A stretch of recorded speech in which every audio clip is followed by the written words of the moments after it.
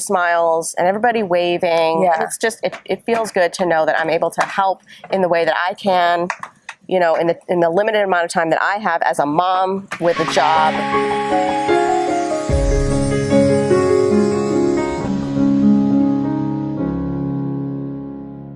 So welcome to your next episode of Meet Your Wrentham Neighbor, and I am here with someone that, if you have a kid that has anything to do with the high school, you know who this person is.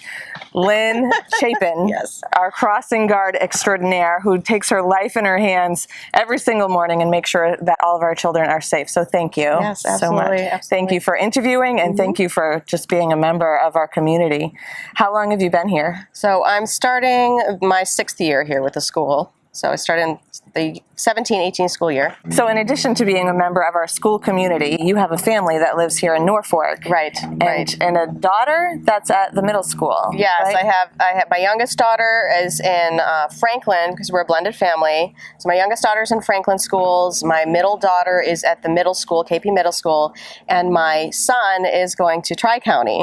Okay. So I have a lot of different varying schedules and kids that, you know, but this position fits wonderfully with all of them, and it's really helped give, you know, structure, a lot of structure, like to my family life, you know, where I know exactly who's doing what at what time, and it's all been working really, really smoothly. So, and I think it's important for us all to remember, as we're kind of whizzing out and trying to get to an appointment and maybe angry if you stop us at the stop sign, that you have 3 people that you need to get home to. I definitely do. I definitely do. When I think crossing guard, I think the person with the sign that just allows little Junior to walk in. But I see you directing traffic like the person on the airport. Right. Yeah. I do have those lighted wands. I found that it's easier with my fancy gloves that everybody recognizes, but I do have those for really dark days or stormy rain or whatever. So yeah, it's a very busy intersection. Talk to me about even the trucks that come by you, because I would imagine it's hard to stop them.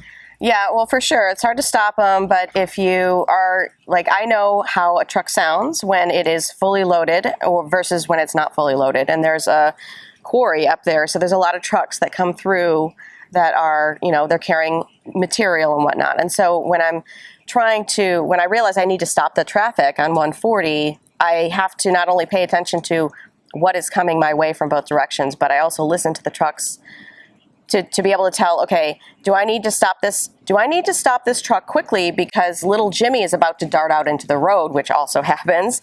Or can I let this guy go by because he's fully loaded and it's going to be very challenging for him to stop? And then there's students that I become friendly with all through the school year that I see because they're walkers, and they come through my intersection, and I grow to learn their personalities, just like I grow to learn the personalities of the truckers that are always driving through. I grow to learn the personalities of the students that are walking through, and I know which students are going to stop and wait for my signal versus the students who always have the phone in their hand, and I have to remind them to not step off the curb, which I've had students like that too. So, you know, one big thing that I would tell people is that if I'm stopping you, there's a reason I'm stopping you. I'm not trying to make you late, and I'm not trying to be a big meanie. Like I've come up from Creek Street to take a right to drop my sophomore off, and it's always let's try to beat it before Lynn stops us.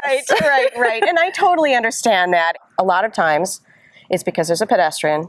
A lot of other times it's because they are a cork, if you will, to keep traffic at bay. So there's always a reason. Yeah, I promise there's always a reason why I'm stopping. Your eyes are everywhere. Yeah. Your hands seem like they're everywhere. We call you an octopus in our house because you must be exhausted by the time you finish your 2-hour shift. You know what? I'm invigorated. I love this job so much. Seeing them all come through, seeing so many smiles and everybody waving. Yeah. And it's just, it feels good to know that I'm able to help in the way that I can, you know, in the limited amount of time that I have as a mom with a job, you know, whatever, you know, to be out there. It's just nice. It feels good. I can tell you, as a mom that has drivers that are coming into the school, they know you. Yeah. And so for me, it feels awesome that I know somebody's there who's a staple in our community who's going to keep them safe. So thank you for everything you do. Absolutely.